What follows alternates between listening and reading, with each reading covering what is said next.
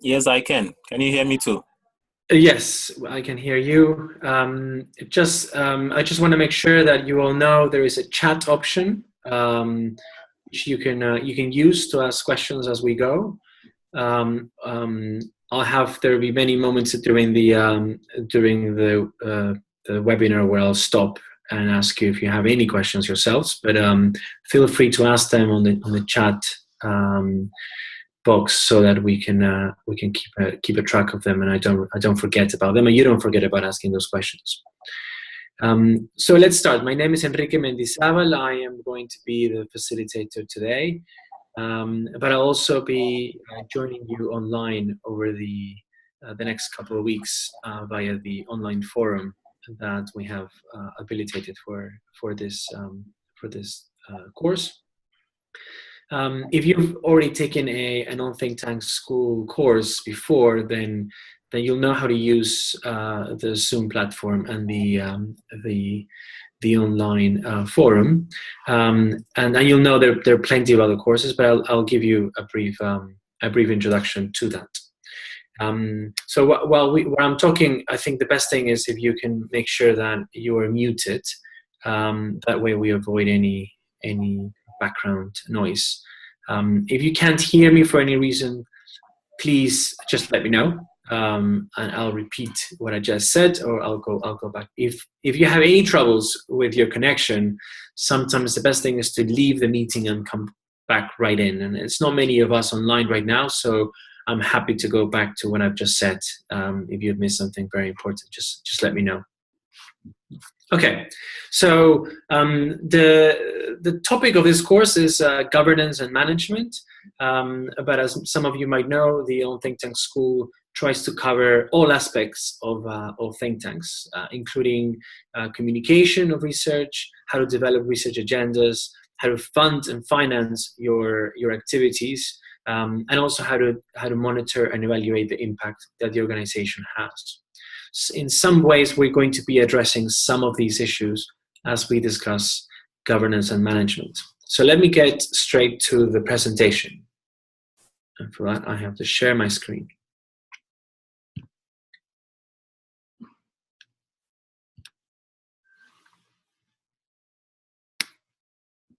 Great.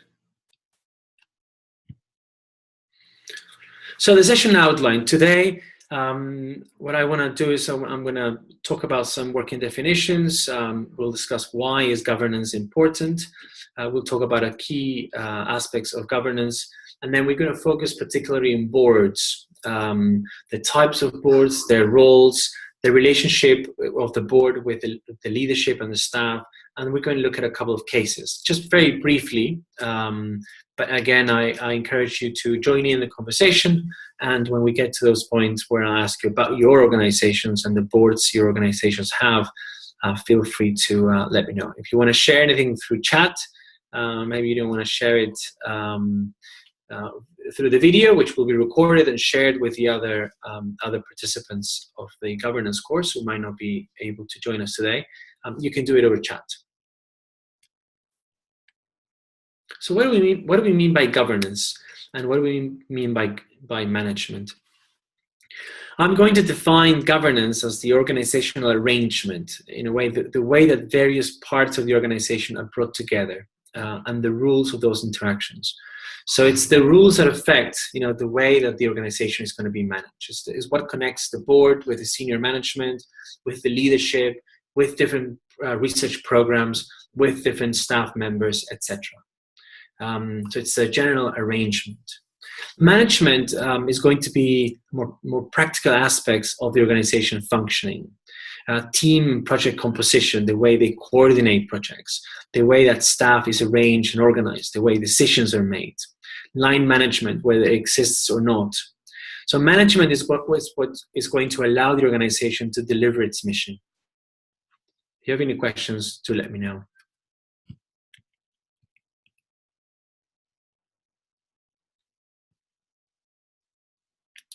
Now, why is this important? I think it's important because good governance underpins good management. And good management is necessary to deliver a think tank's mission. And it's often that management and governance is left to the end. And in a way, this the On Think Tank School series has left governance and management right to the end of the series. But that has to do with timing. But often that happens. If you think about efforts in an organization to strengthen its functioning, often the resources are put into improving research quality, improving communications, even improving staffing. But not too much attention is given to how the board is set up, to the leadership of the organization, to the senior management team. And it is fundamental that this happens. It's fundamental because poor governance and poor management can affect the way the organization engages with funders, and the way it might be able to take advantage of funding, the way it uses funding, the way it addresses their independence from interest groups. It affects the way it can learn from successes and mistakes.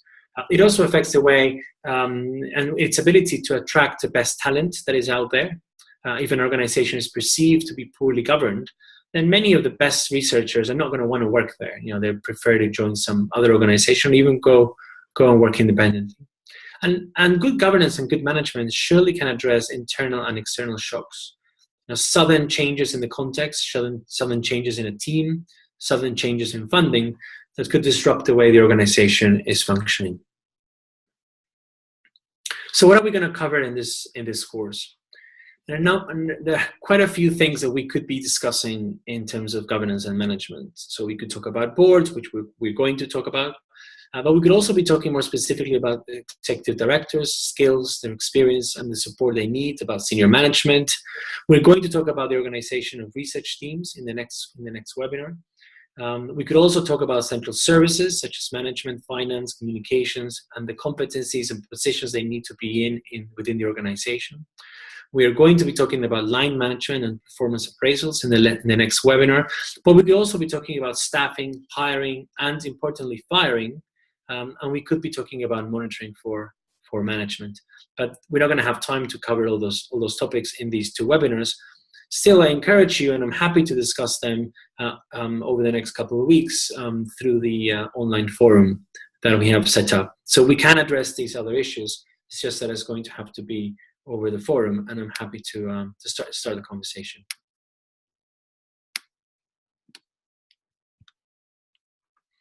So this webinar, again, we talk about the roles of boards, the types of boards, the pros and cons of each type, the composition of an ideal board, if there is such a thing as that, the relationship between the board and the senior management team and staff, and we're going to address a couple of examples related to transition of leadership and to supporting research.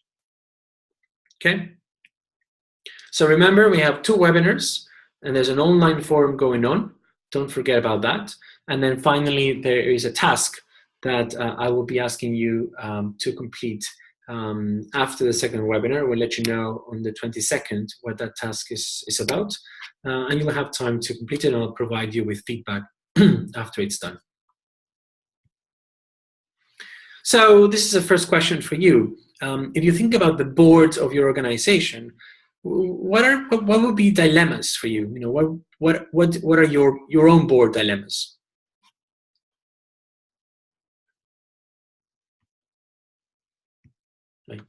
Sorry. Does anybody wanna join in? I could share. Yes. Okay. So just one at a time.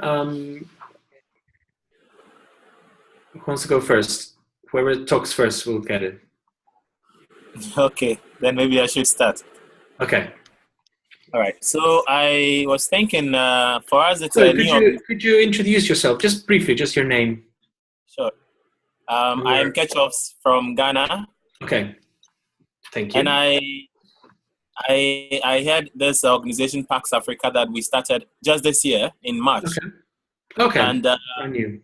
Yes, we're putting structures in place, so it's a very useful course that I am participating in now. And for us, one thing is that we have planned to have at least 2 board meetings in a year. at least 2 board meetings.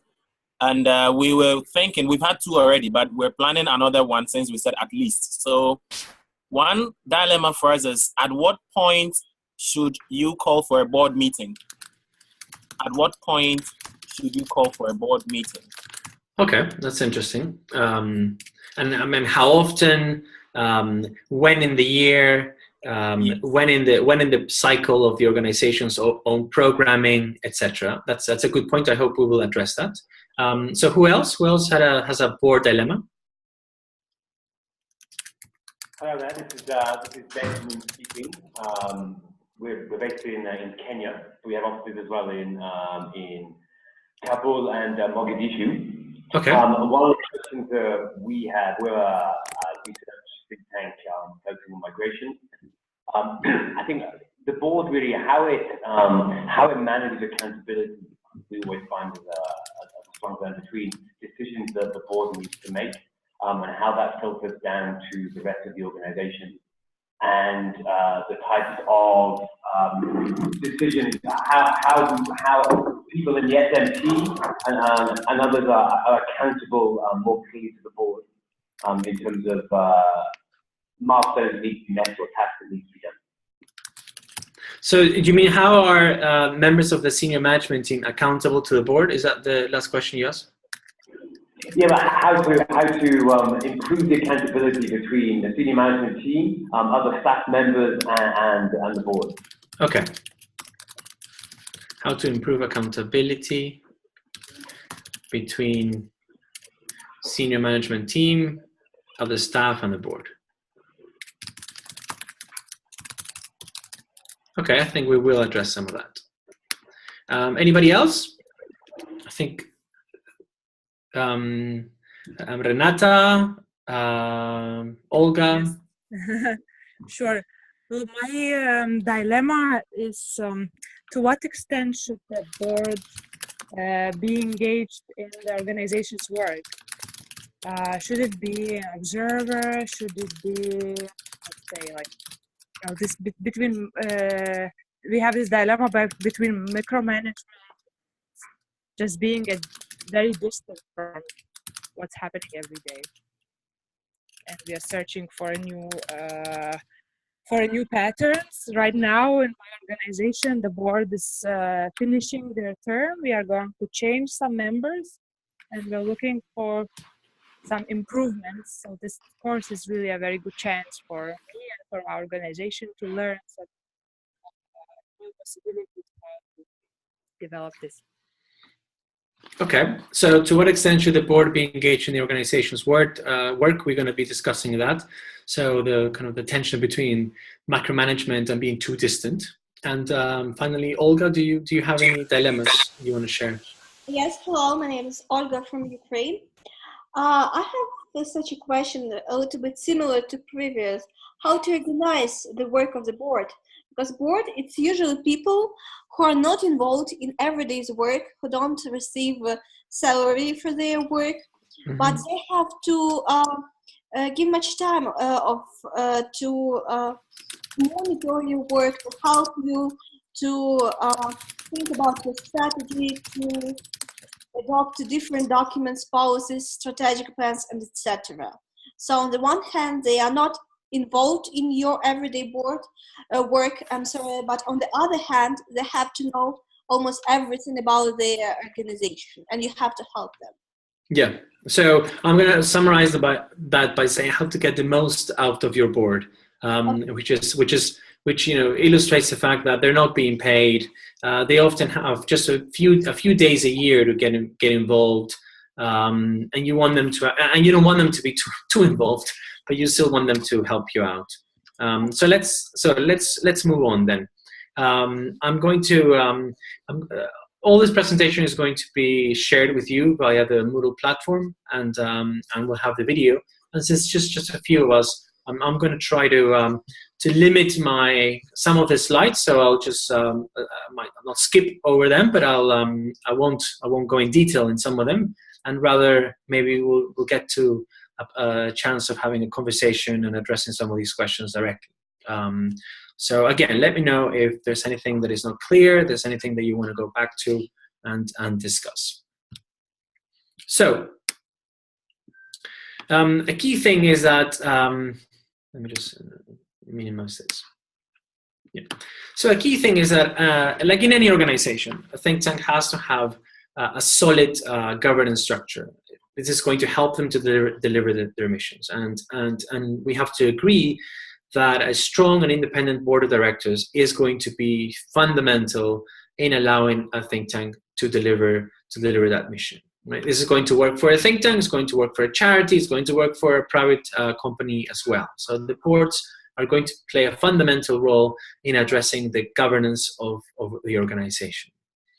Now, when we think about the boards of think tanks, we have to think about the type of think tank or the type of policy research institution that we're talking about. It's not good enough to say, this organization has a great board, let's copy it. We have to understand the kind of organization that our think tank is. Right? And Diane Stone has identified 5 types of think tanks. I'm sure that in your countries you might find some exceptions to these, and you know, there'll be lots of hybrids.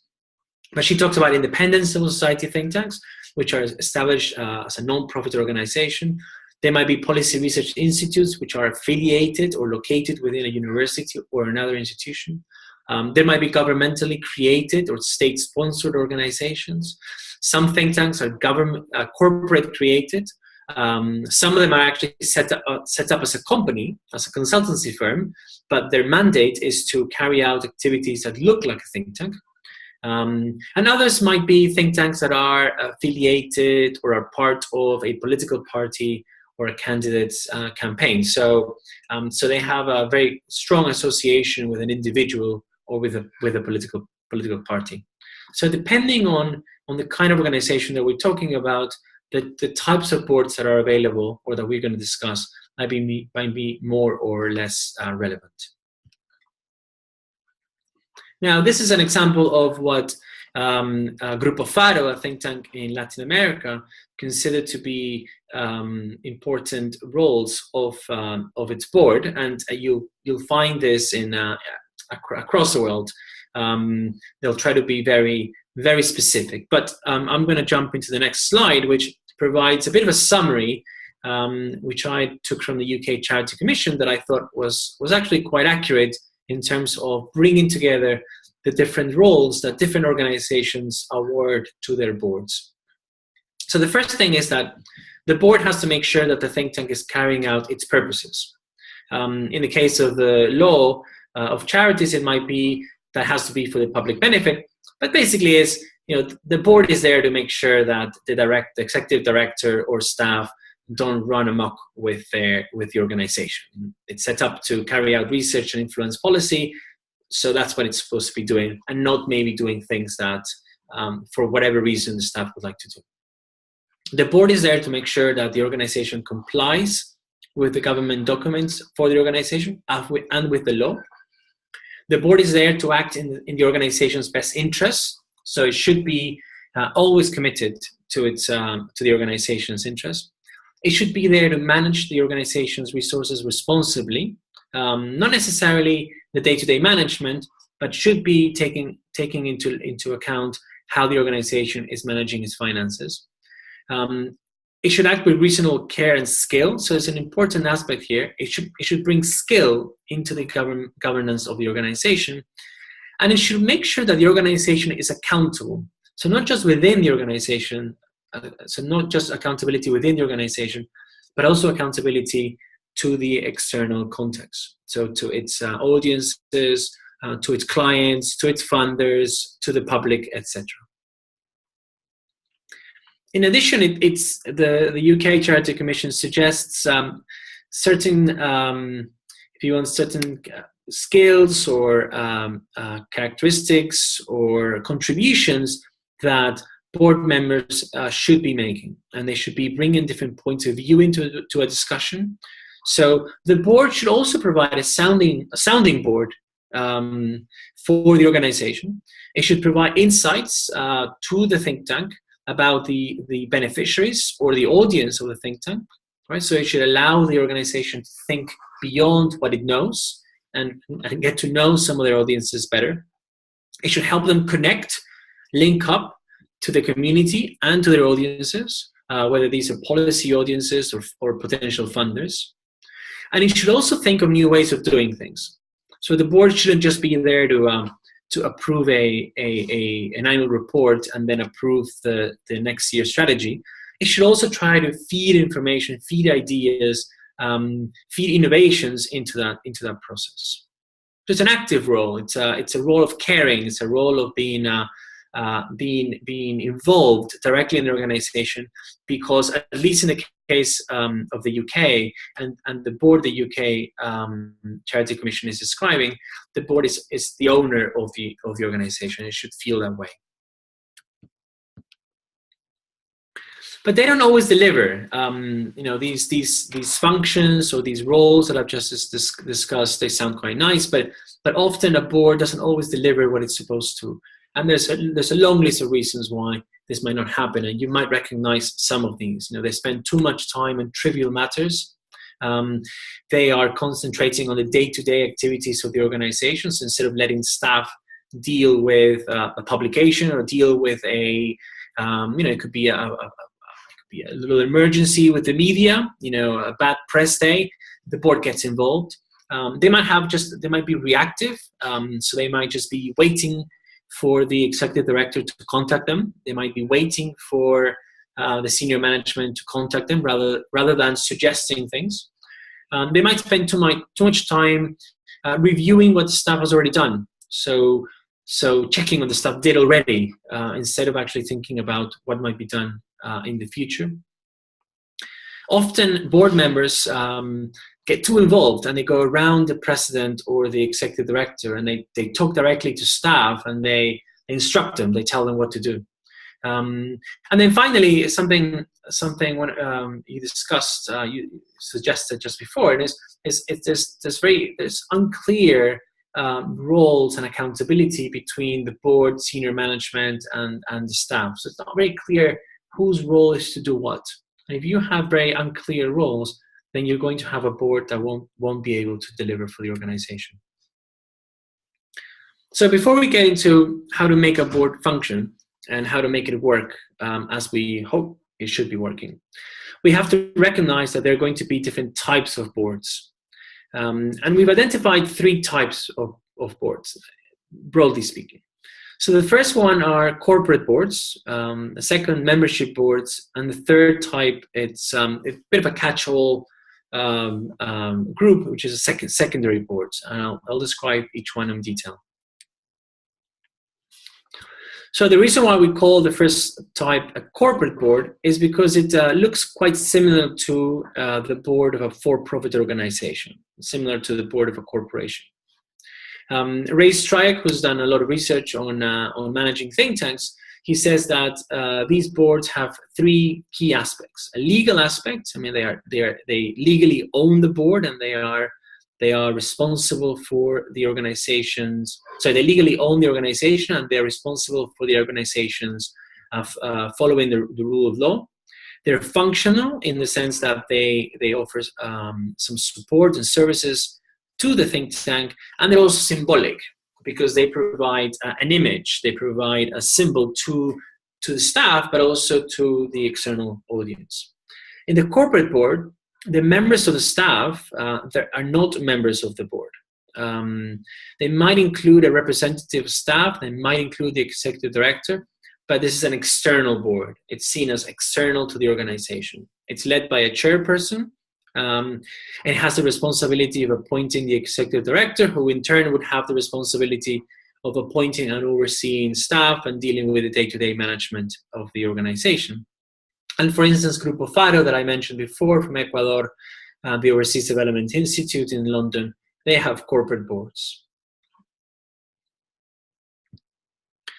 Now, something that it's quite common in developing countries, and especially in organizations that emerge from academia or emerge from civil society, is to have a membership board rather than a corporate board. And the membership board, in a way, sort of the main difference is that the staff, often the researchers, and the founding members are part of that board, and they're usually called assemblies, and they bring together all the associates or partners or members, and among those you often have staff members. And the assembly becomes the highest governing body, and it chooses, often through a democratic process, an executive council, which could be a sort of a management team or a management committee, and an executive director or a few directors who will be dealing with the day-to-day activities. Usually, these mandates, as I said, are elected through voting, and they tend to last a few years. After which there might be re-election, or the members who've had these roles, these positions, will go back to be just regular members of the assembly and elect new authorities. This is interesting because it means that, in a way, the staff, a researcher, has an input in the strategic governance of the organization that affects him or her. So in a way, the board has an impact on the day-to-day activities of the organization. It's quite typical, as I said, of fairly academic institutions like the Instituto de Estudios Peruanos in Peru, and other NGO-based think tanks that emerged from the NGO world, which NGOs that, for instance, had already members or associates. No, so the main difference, and I'll get to that, but the main difference of the corporate board is that it's external to the organization, and whereas the membership board is internal to the organization. And then many organizations will try to make up for some of the deficiencies or some of the challenges that they face by establishing secondary boards. A secondary board, you can think of us as replacing or supporting the official boards. And we could talk about advisory boards. They could be national advisory boards or international advisory boards. They could be academic advisory boards, for instance.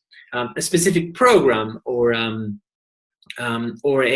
specific issue that the organization thinks is particularly important for them might have its own board. You might also want to establish a funders board or a council of funders, so that you keep them out of the governance of the organizations. And some organizations do that. Some think tanks, they want to involve their funders in the strategic level discussions, but they don't want to involve them in the official discussion. So they create a funders board for them. And also there might be subcommittees within the main board. So whether it's a corporate board or a membership board, you might want to create smaller subcommittees, subgroups of members, so that they might be able to address specific issues. Right? If you have a large board, then that might be a better way of getting them involved. Now, the secondary boards are different because they tend, as I said, not to be the official boards, and they might have more. They might have a bigger day-to-day role in the organization's activities, and this could be at the general level. For instance, if you might have a general advisory board, international board, or very specific if this advisory board is just for a program or project. Now, they don't have a fiduciary responsibility. They're not responsible for an institution's audit or the state of its finances, right? So secondary boards are not there to make sure that the organization is complying with the law. They're not there to make sure that the organization is complying with the governing documents or its mandate or its documents of origin, right? They're not there to govern the organization per se.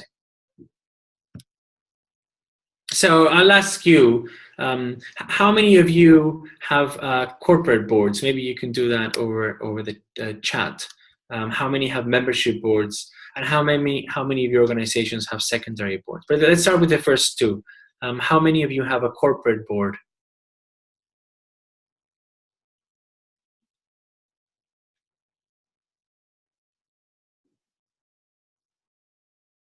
Hello?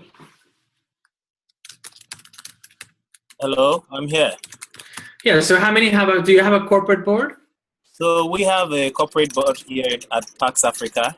Okay. Yeah. Do you have a secondary board as well? Any secondary boards or just one No, board? it's just the board of directors. Okay.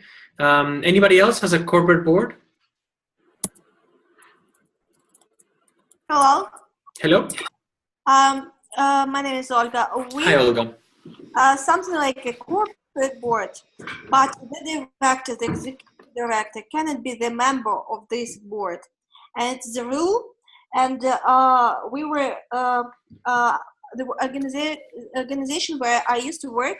We were the part of the think tank development initiative, and we had many policies developed within this initiative, and in accordance with Swedish government rules and recommendations. Right. And we were asked, it was said that the director, executive director, cannot be the member of the board.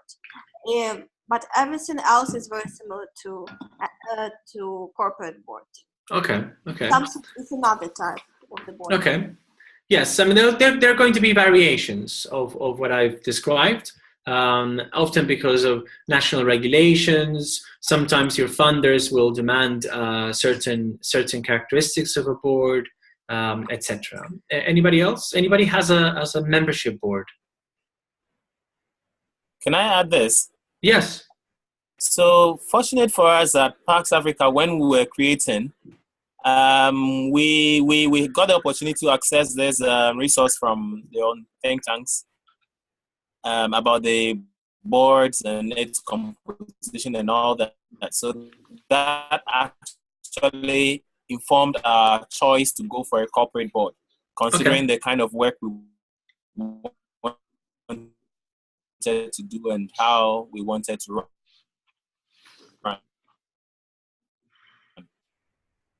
Okay, I'm losing you slightly just there, but Sure.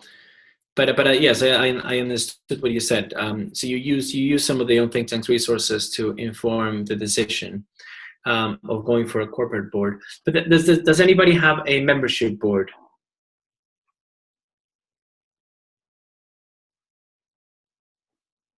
No. Okay. So sure, I'll keep going. Can you hear me okay? Yes, you can hear you fine. Okay, so let me talk about the main differences if you want the pros and the cons. So in a corporate board, there are going to be clearer roles and responsibility, right? So the board will be independent from staff. Yes, I can hear you. Yes, good. The board will be external and often is professional. So a corporate board, because it's external, there'll be clarity, right? This is internal part of the organization. This is the external bit of the organization. The board is above us in a way. They're going to be more independent. And something that is important is that because they're not necessarily members, they're not necessarily associates, they're not necessarily from within the staff or within the group of researchers, then the members of the board will be professionals. You can bring people from any profession, any discipline that you want, any sector that you want. On the negative side is that often corporate boards can be too removed from the think tank. They might be harder to manage because you don't get to see them every day, because you don't have a direct link to them often, because they only have a few days a year that they can dedicate to your organization. And there is sometimes a risk of third-party affiliations, right? Because you can't really control your members. They might be signing up contracts with other organizations. They might be participating in events, in projects. They might be involved in activities that might not sit well with your own organization's mandate or business model. So there are pros and there are cons. The same with the membership board. And the positive side is that they're going to be very well acquainted with the think tank, because they are your staff, they are your researchers, they are often your associates, they are your audience, your founders, sometimes even your funders, and they're going to know the organization quite well. It's going to promote a very strong sense of ownership of those members of the board towards the organization, and the decisions that assembly make, they tend to stick, right? So they'll take longer to make, but they'll stick in the long run. Now, on the negative side, it's hard to balance the individual researcher's interests with the interests of the organization, right? Because in the membership board, a researcher might be voting on something that affects his or her daily activities. The organization might consider that it's necessary to reduce the number of research programs that it has, because they have to prioritize and they have to target certain audiences or certain funders. But a researcher who is working in one of those programs might vote against that decision. So decisions tend to take a lot longer. They take a lot more time.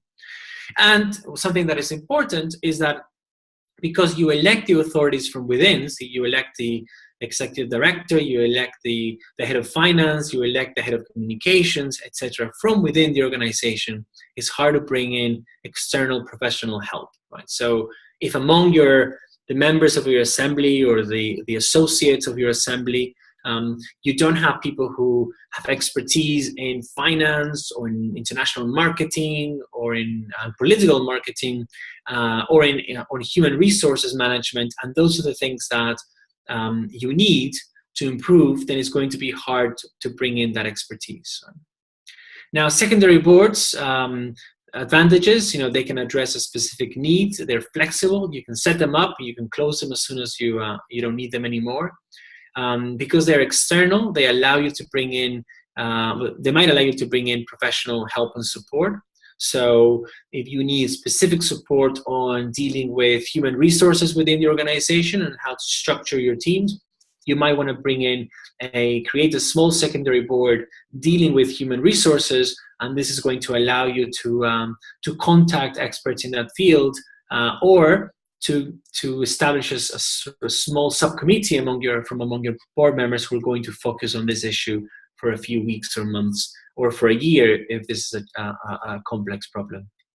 Now, the problem with a secondary board, of course, is that it can add complexity to the governance, it can add cost, and they have low accountability, especially if they are from outside of the organization. So sometimes when we are looking at think tanks, often new think tanks, we see that they have too many secondary boards. Right? They've set up a corporate board start, but they wanted to also give the impression of being well connected internationally, so they create an international board to accompany this corporate board, and they also want to give the impression of having good academic networks, so they create an academic board or an advisory board with academics.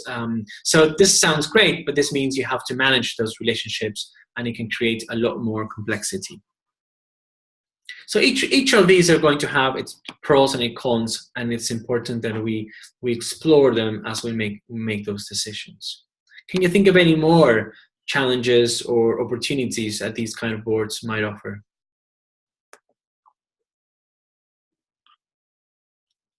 No? Okay. I'll keep going if you don't have any. Otherwise, just let me know. So let me tell you about sort of an ideal board composition. And I'm not going to necessarily judge whether it's better to have a corporate board or a membership board. Inevitably, this is going to be defined by a number of factors that are often beyond the control of someone who wants to help or reform or restructure an organization. Your founding statutes might actually force you to have a corporate or a membership board. Now, a key thing is that the ideal board composition is going to depend on size, on the scope, and the legal requirements of the organization. But I think a combination is not a bad idea. In some way, you want to have some political responsibilities. It's not a bad idea to have some representation of the staff in the board. So maybe through a staff representative who might not have the same rights as the other members, but will certainly have voice. It's not a bad idea to make sure that the executive director is in the board and it provides connection between the board and the rest of the staff. But different boards might give this person more or less roles. But you should separate what's political from executive, right? If the executive director is there to execute the long-term strategy that the board provides, then this person shouldn't be dealing with that long-term strategy as well. So simplicity, clear rules, this is a key thing. Depending on the size of the organization, of course, you need to choose a manageable size. So if it's a small think tank, if it's a new think tank, maybe 5, 7 people would be a good idea. If it's a much larger organization, you might need more help through smaller specialized subcommittees. You might need help to address challenges you face with certain audiences or certain programs. So a slightly larger board will be of use for the organization. If you're a much larger organization, you're going to be dealing with much more complex financial statements. Therefore, you might need more members of the board to make sure that at least one of them looks at them in detail. Now, skills. This is crucial because something that happens is that often organizations set up boards and they try to get people who are well known in their field, right? So you'll have a board which is made up of 4, 5, 10 academics, eminent academics, well known. They might actually be, they might be well known in the field of policy research. They might be working in the at the World Bank or the IMF, or they might have a history of working in the private sector, but as an expert, as a technical expert. And that's good because it addresses the sort of symbolic function of the board. It also addresses the help that the organization is going to need with access to those fields, those sectors, those policy issues, to people in those sectors, etc. But it's not going to be of great help for the executive director, who will need support with management, who will need support with finances, who will need support with communications, with HR, etc. Remember, the roles of the board are legal, they're financial, they're intellectual, and they are there also to support the executive director. So if you have a board which is full of researchers and academics, an executive director that needs help with staff management, or who needs help with reorganizing the way that the teams work together, or needs help introducing a new IT system, or needs help thinking about a new way of branding or a rebranding of the organization, he or she is not going to get much help from the board, and that's what the board should be there for. So is that? I hope that's a clear point. One of the main reasons why boards don't tend to work is because they haven't been set up to help the organization, rather they have been set up to provide a sort of a symbolic statement for the organization, for its external audiences.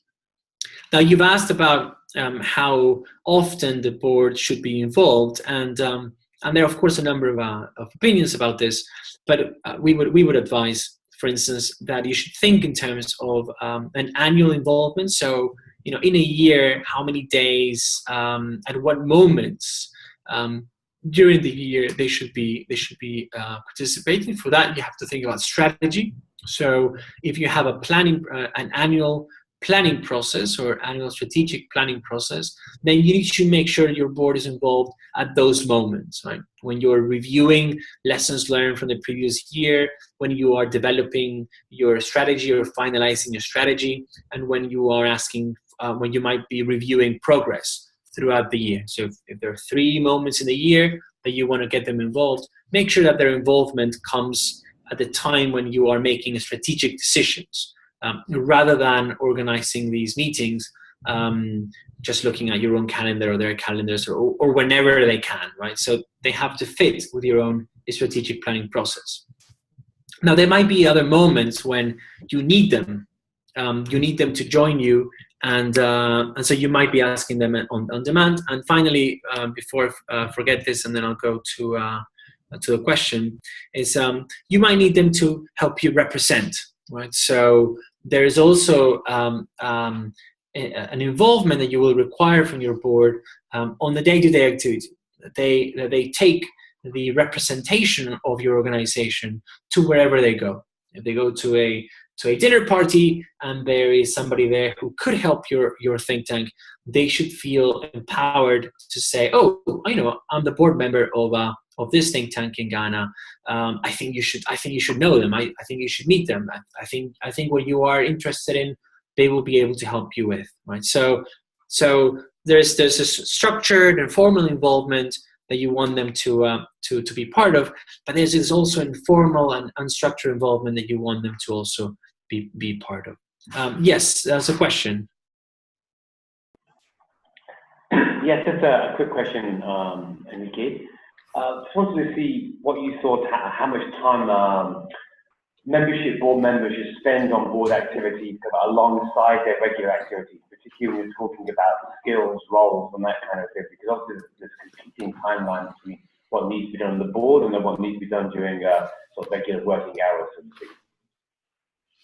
You mean regular working hours of the board member? Of the membership board member. So that person is already working on other activities as part of the company. Right, and membership work. Okay. They have to obviously decide what time they need to spend on that. Right. So the membership board is interesting because when I have interviewed these sort of assemblies or members of these membership boards, and ask them, why they participate and how much time they can dedicate. I think you find a couple of things. First of all, you find that they tend to be quite large. So membership boards tend to be larger. These assemblies are much larger than the corporate boards, and they're designed that way because in a way you can't expect everybody to be involved, all the time. Now all of these membership boards tend to elect a smaller group. This could be, as I said, an executive committee. There might be an executive board. They have different names for it, but it'll be a smaller group of people who will take responsibility over a period of time, whether it's a year or 2 years or 3 years, to actually play the role of the corporate board. To get much more involved than the general membership. So already you have a small group of people who have decided that they would like to take on that responsibility. And so in a way they are sort of self-selecting and they are choosing to participate. Now there's another element of this which is important, is that often in these executive committees or the smaller corporate boards within the membership board, there are individuals who have to assume certain responsibilities. Right? So, for example, at IEP in Peru, there will be somebody from the members, a researcher, who will have to assume the responsibility of being the director of finance. So somebody will have to assume the responsibility of being the director of communications. Somebody will have to assume the responsibility of being the executive director or the director of research, for example. So they have to take on these, if you want, administrative roles or management roles on top of their own research work and their own research responsibilities. Often in membership boards or membership organizations, these additional roles are seen as in a sense of duty. It's part of their duty towards the organization that at least once in their careers they should take on one of these roles. The 2 years that they spend being director of finance or director of communications, or the 4 years or 3 years, depending on how often these roles are elected, they see them as a bit of a contribution they make. They have to reduce the amount of work they carry out in their own research, their own agendas, their own interests, but they are contributing to the organization, and it's kind of what is expected of all the members. Now, some actually enjoy it, and so will dedicate more time. Some don't, and will dedicate the minimum amount of time. Some organizations will be able to pay for this additional role. So some membership-based organizations will have a bit of funds that they will put towards these new administrative roles. So if a researcher is not making enough money or is reducing his or her salary because they're not involved in more projects, the organization will cover for them by providing them with a kind of an additional salary or an additional income because they are taking on these administrative roles. So the amount of time they will dedicate to being a member of the board vis-a-vis being a regular researcher will depend on their own commitment, will depend on the organizational culture, whether it's expected of them to do it or not, will depend on their own skills. If they are I've come across anthropologists who end up being directors of finance, and there's no reason why they can't learn, but it's not what they're trained for. So they might spend more or less time taking care of that role, and then there might be support from the organization to help them out financially, which means that they will probably spend more time in that role than they would if there wasn't any financial support. I don't know if that answers your question.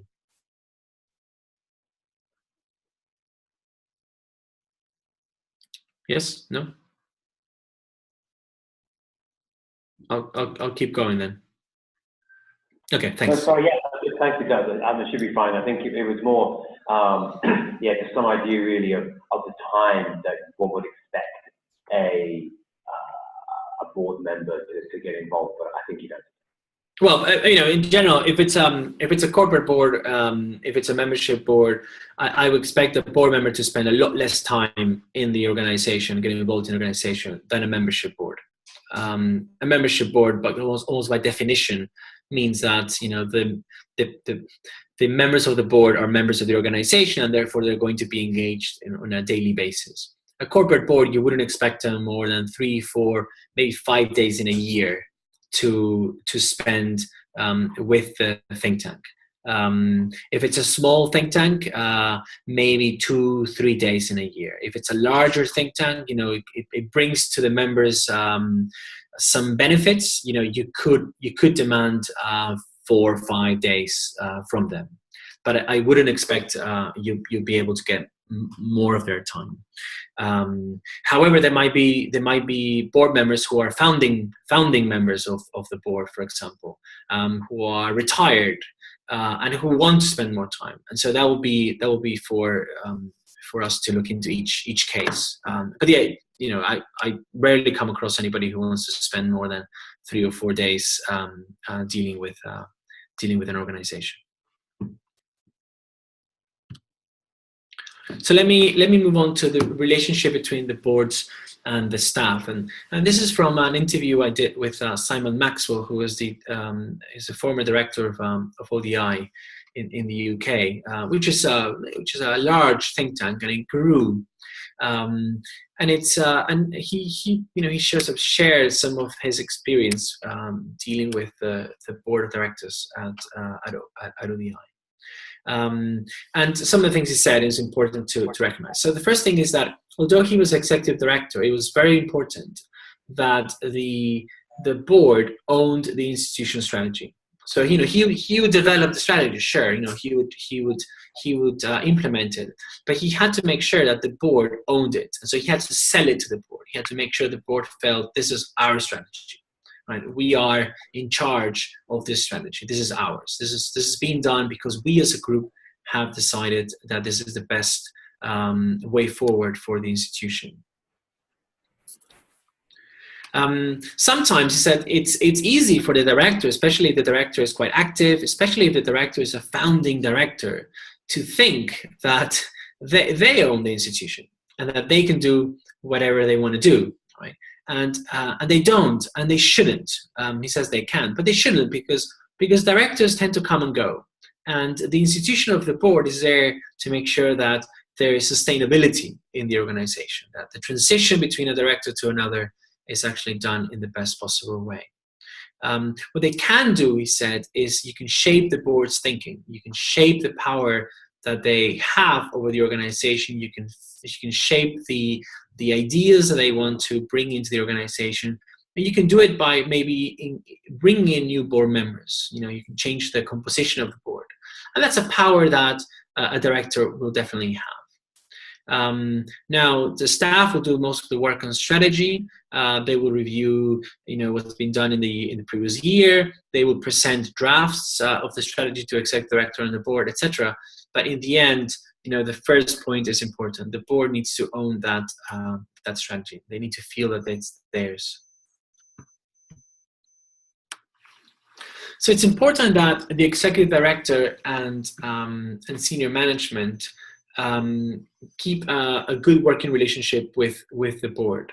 And there has to be some sort of balance that we strike, in which the executive director is closely working with the board, keeping them informed, consulting with them if it's necessary, not trying to overstep his or her role. But at the same time, you have to make sure that the board is supportive of the executive director's strategy and needs. So the board should be there to help him or her out in delivering the mission, delivering the strategy, working with the team. This is an extremely difficult balance that you will have to strike. But part of that has to do with boards recognizing that they are, in essence, both in theory and practice, they own the organization, and they should feel that way. They should feel that responsibility. They should feel responsible for, and one of the best ways of doing it is to make sure that the boards feel responsible for appointing, managing, and replacing the executive directors. We've come across a number of organizations who are going through the process of changing the leadership. And one of the things that stops them from doing it is that the executive directors say to us, we can't do it just yet because our boards don't really want to get involved in that process, or they don't know how to do that, or they don't feel that they could do that, and they would like me as the current executive director to choose my replacement. And that's not a good way for a board to assume responsibility. The board should also help out the executive director in building his or her own team, senior management. So while they shouldn't be appointing them directly, they should make sure that the ED is well supported within the organization. And that's another way in which the board can help the executive director without getting too involved, without sort of overstepping their boundaries. And then there are ways in which the board can help out in sense of opening spaces. So as I said before, making sure that they are ready to help by making connections between the ED or senior staff members with funders or with new policy audiences. So keeping an eye out for opportunities that will help the ED and its senior staff or other researchers to deliver their mission. And then, as I said before, the EDs have the power to shape the boards, maybe their memberships, and they have the power to change the sense of ownership. But they don't have the power to tell them what to do, and they shouldn't try to do that because it might actually distort the balance. Now, how to keep them informed? You've asked, how much should we get involved? How much can we expect from them? And there are many recommendations about doing this depending on the board. So some organizations, this is from a charity expert suggesting that, and there's a video you can follow there in the presentation, suggesting that you should try to connect with them. Which means the key word here, you might think, oh, a weekly or bi-weekly meeting, that's maybe too much. But the key word here is key board members, right? So not try to connect with every single board member all the time, but make sure that there are 1 or 2 board members who are more interested or have more time or might be able to help you out with specific things, and try to connect with them bi-weekly or monthly. Give them a call, send them a quick email, something that is informal but allows you to get feedback rather quickly. Then before there is a board meeting, and this could be once, twice, 3 times a year, depending on your strategic planning process and the time that the board has given you to help you out, you should prepare them. You should provide them with what sometimes they call a CEO letter or an ED letter to the board. A few days before the meeting, you should give them the information that they're going to need to know what's going to happen during those meetings. So prepare them on key issues on the agenda, strategy, what's happened that has worked well, what hasn't been working well. Give them information that you think they're going to need to make decisions over that day, over those hours that they're going to be dedicated to the organization. And then you could keep them informed by including them in a newsletter, a special newsletter for them. You can keep them informed by providing them with regular updates. This could be by email. They could be by as I said, a monthly or bi-monthly or a quarterly CEO letter.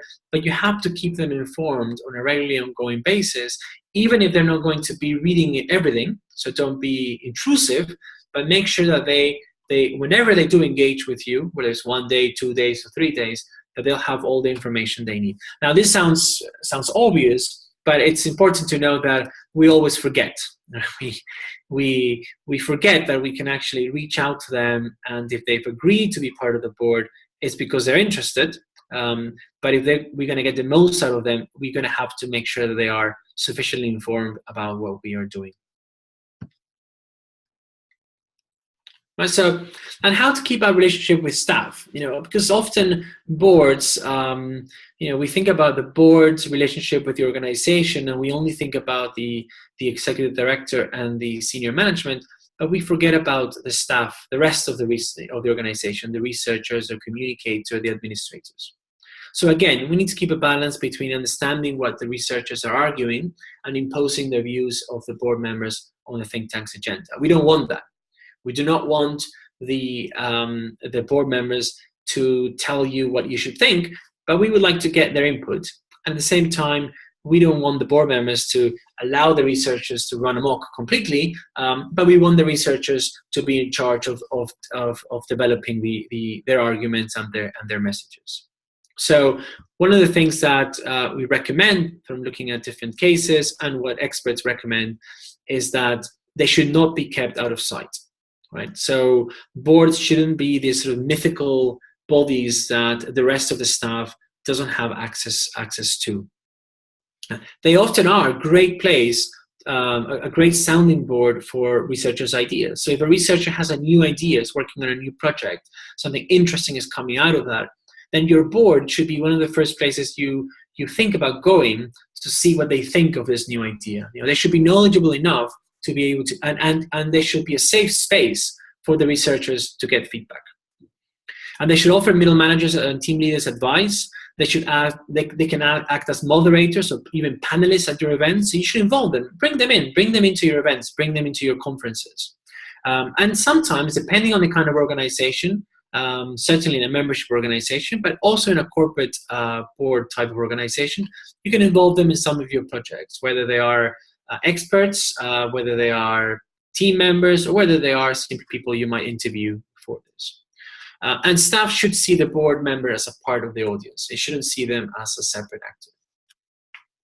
So ask yourselves, right? If I want the board to make sure that we're carrying out our purposes, do they understand what we're supposed to be doing? Do they understand what we are here for? If we want them to help us comply with their governing documents and the law, do they understand the law and what is required? Are they just interested in being a board member, or are they also interested in making sure that as an organization we're functioning properly? If we want them to act in our best interest, are they aware of what we're working on? Are there any conflicts of interest? If we want them to manage the resources responsible, again, are they aware of the risks that we face? Are they aware of the financial health of the organization, etc.? So you have to ask yourself, how can I help the board and the members to actually take care of our organization, to deliver their mission as a board as a board? It's not enough to expect from them. The organization itself, the executive director, the senior management staff, you have to ask, are we providing them with information? Are we providing them with skills? Are we engaging with them in the right way? So before I finish, and this is the very end, I want to just describe very briefly 2 ways where the boards can make a difference. And one of them has to do with executive director transitions, and the other one with mentoring and informing research agendas. But I would like to ask, just before I go in, if you have any questions about what I've just said.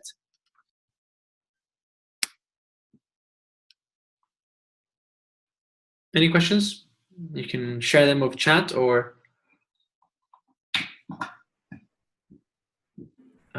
Olga, you have general questions, okay? May I ask you now? Yeah, of course. Okay, so our think tank, and as many think tanks in Ukraine, it has such a structure. General Assembly, it's the members of organization, and Mm-hmm. 50% of members of organization or General Assembly can work in the organization as a staff. Then we have the board, and then the staff, the management. And so, Okay. what is the how communication and work between the board and the General Assembly is usually organized? How do you see it? So could you repeat that last bit? I couldn't understand. How the work and the communication between the board and the General Assembly, all the members of the organization, should be organized. So how should the work and comms between board and assembly be organized? Yeah. And Okay. the second question, if I may, we also invite members of the board to our events, to the short work, but we will advise that the members of the board cannot receive any honorariums, any salary or payments for their work. And what do you think about this? Should their work be paid or not? Okay. So the first question, it's slightly harder for me to understand, to give you an answer, because I'm not entirely sure I get the whole detail of how your think tank is structured. But what I offer is, if you in the forum, if you were to provide me slightly more detail, then I can reply to that, and we can I can give you an answer, a detailed answer in the forum, and others can see it as well. My guess is that there are going to be some formal avenues of communication between assembly, board, and staff, but then there might be informal avenues that we can take advantage of. And I will say this: often the best way of making sure that the board is informed of what the organization is doing is for the organization to have very good communications, full stop. Right. So when I've talked to board members about how they keep informed about what their organization they're a board member of is doing, besides direct communications with the executive directors, they often reflect that their organization's websites are not very good, or that their organization's Facebook page or Twitter account is not very good, so they can't keep up. It's easier for them to have a quick look at what the organization is doing over their website before going to a meeting than trying to call the director and get update, right? So I think one of the best ways of communicating across all these levels is to make sure that the organization has good communications, like they're sharing what it does constantly. The second point, I think this is a question that has to do with whether it's legal or not to pay board members. In some countries, this will not be legal. In some countries, it will be. In some types of organizations, it will not be legal. In some types of organizations, it will be legal. In general, board members are assumed to be unpaid. Although, if you are going to ask them to participate in events where it's in a board meeting, it is expected that you would pay for their travel, or for their accommodation if they have to travel, and you would expect you be expected to pay for any food or costs. Now, you can also upfront say to them, look, we don't have any funds to do any of this. Would you still like to participate?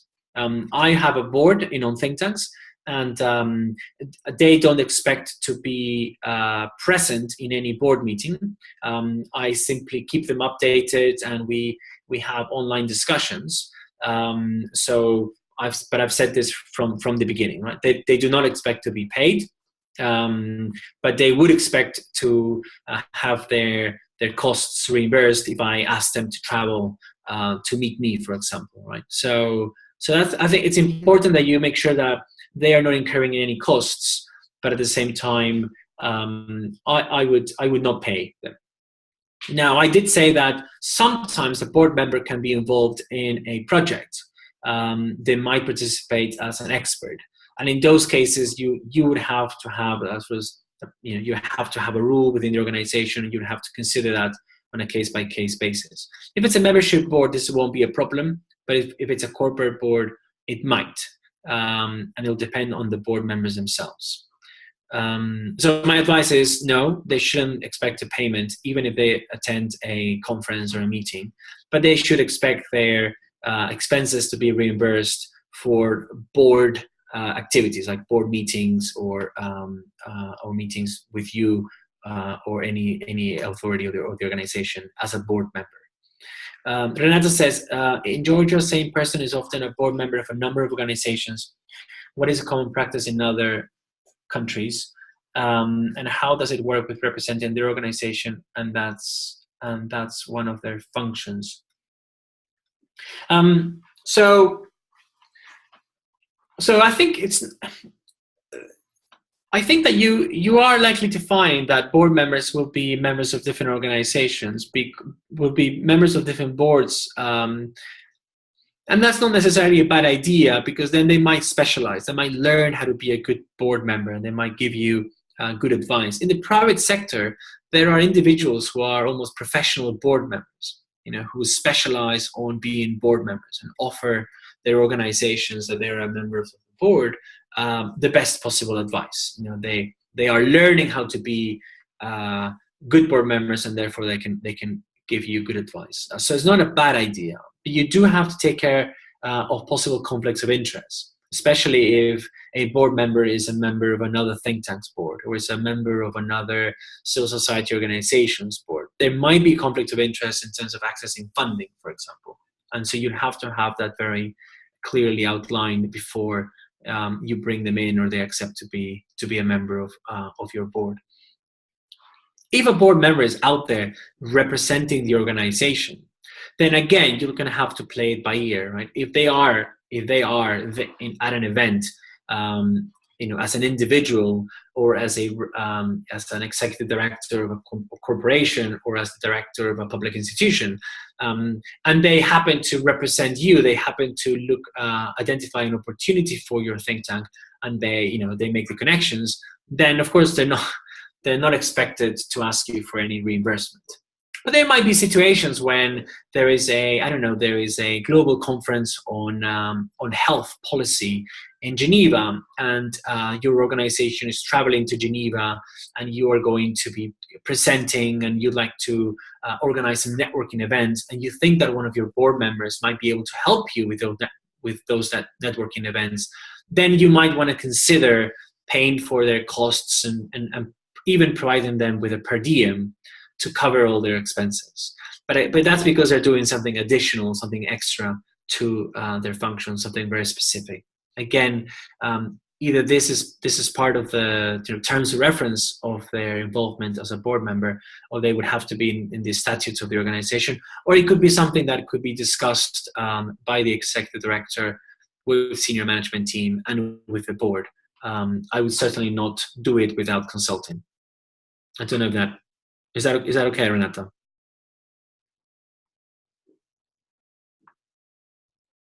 Okay. So I will address the issue of the Ukrainian relationship between the assembly board staff in greater detail, Olga, if you provide me with a bit more detail on the online forum, and if you have any other questions, the same. Okay. So let me talk about very briefly, because it's time, about these two roles that I think are very important, and we can discuss them again over at the forum. The first one has to do with the executive director transitions, and the second one with mentoring and informing research agenda. So there's a typo there. So, for instance, the Overseas Development Institute is one of the largest and strongest think tanks in the UK. It has a corporate board. It's quite large, but it's professional board. It has people from different walks of life, from the private sector, from academia, from government, from civil society, from other think tanks themselves. And he has gone through a number of recruitment processes since 2009. I left in 2010, but I was involved in their last recruitment process in 2009, and then they've had 2 more. It's important to notice that the lead of the process has always been taken by the chair of the board, with a small committee that has been set up to deliver the process. So the board has, the chair of the board has created a small committee from among all the members to make sure that the transition process is handled entirely by the board. The executive director takes a step to the side and does not get involved in that process. He or she might be asked to provide some commentary, but that is at the discretion of the chair of the board, who chairs that committee. So the chair, now working with the head of human resources from ODI, so bypassing the executive director, they developed a job description. They contact the headhunting agency, and then they decide where to put the ads. They set up the interview panels, a board member interview panel, plus an interview panel is made up of senior management and staff, and they manage the entire process. Now, this gives the staff, and I was a member of staff, this gives the staff a sense of stability. We know that if the executive director decides to leave suddenly, that somebody is going to be in charge. Somebody is going to manage the process. It gives funders a sense of stability as well, because they know that if they've given the organization $1 million just a few months ago, and suddenly the executive director decides to leave, those funds are not going to be lost somewhere in the organization, that somebody is taking responsibility for that process. It also gives prospective candidates a sense of trust and confidence in the process, which means that they will be more willing to participate than if it's all being managed by an executive director, because then they're going to think, well, if the executive director is managing this, it means their board is not on top of things. The board is not necessarily taking ownership of the process, and therefore is not taking ownership of the organization. What's going to happen when I decide to leave? Am I going to have to do the same thing? So the board plays a fundamental role in these leadership transitions, and as a consequence, it plays a fundamental role in the sustainability of the organization. If you have any questions or any comments, do let me know. So that's a key way in which the board can make a difference. Another one is a think tank in Latin America called FUSADES, which is a fairly large organization, and they have a large secondary membership board, and this is a board made up of people who are interested in a range of issues, and they're also interested in the organization itself, and they support the organization, often providing small amounts of funds and in-kind support. And this large membership board is divided into smaller committees in each commission, and each one is focused on a particular policy research area. So each one of the programs within the organization, or the research programs, has a small advisory board made up of members of this membership board. And when I worked with them, I was always very surprised at the amount of time that these sort of smaller commissions focus on each one of these policy research areas, the time that they gave the heads of those programs in terms of advice, as a sounding board, inputs, etc. Sometimes the balance was hard to strike. Sometimes these members of the small commissions got too involved. But more often than not, they were an excellent sounding board for the researchers. They were an excellent channel to reach key audiences. They were an excellent channel to reach funders. They were an excellent provider of inputs and ideas for their own research agenda. So not the whole board, not the main board, but a secondary membership board that was able to support each one of the programs and work very closely with them. That also had, I thought it was an interesting positive contribution that the board of FUSADE was making to its research agenda. It was helping to steer it in the right direction all the time. So these are two ways in which boards, different types of boards, can help an organization by giving it continuity, and also by helping it to develop its research agenda. Any questions? And this is the end. We're done now. Any questions? No, not from my side. I think it's been a wonderful presentation and discussion of issues. Okay. Yeah. Anybody else? Next, I know it's already an hour and a half, so I want to try to keep in time. But if you have any questions, please do not hesitate. Okay, we'll do that. Okay. Not at the moment. Looking forward to the readings. Okay. Right. So next steps. We're going to share this PowerPoint and the recording of the webinar to the platform. And as I said, Leandro is going to upload that as soon as we're done. And if you have any reflections, any questions, remember there's a background note, and the background note has much of what I've said already, but it has links that you can follow, which provide you more information about some of these issues. So if you have any questions about those, but if you have specifically any questions about the boards in your organizations, like Olga that we discussed before, please share them in the forum, and I will reply to them. So it's the easiest way for me to get to understand the specific situation you are facing or that you want to describe, and then provide you with the most clearest answer possible. Right. So the forum is there to exchange ideas, challenges, experiences. It's to be kept private, so feel free to share your own experiences if you wish to. You can also say a friend of mine has this problem, or an organization that I know is facing this problem, if you prefer. But we will keep that conversation private. The second webinar is on November 22nd. It will be at the same time. So prepare for that. We're going to be talking about line management and staff appraisals, which they continue to be an interesting subject. People or organizations are quite interested in this, and I'm going to suggest some lessons and share some lessons from staff appraisals and how we might be able to develop them better so that they work well for staff and for management. And then also on the 22nd, I will announce an assignment, a task which you can carry out in your own organizations, and that I will provide some feedback to in the following weeks. The idea of the assessment is that you get a chance to take some of the things we've discussed and apply them to your organization. So kind of looking at governance, looking at boards, looking at your management process, looking at your staff appraisal processes, and reflecting, is this working? How can we improve them? And then, as I said, I'll provide some feedback for you on them. There's no wrong answer, to put it some way. Okay, so that is all for today. If I'm still here, so if you want to stick around for a second, if you have any questions, let me know. Otherwise, we can take this conversation to the forum, and I will see you again on the 22nd of November.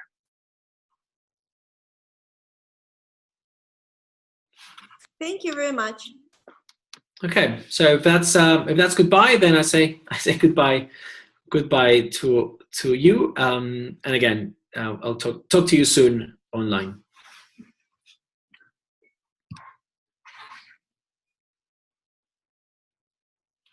Goodbye.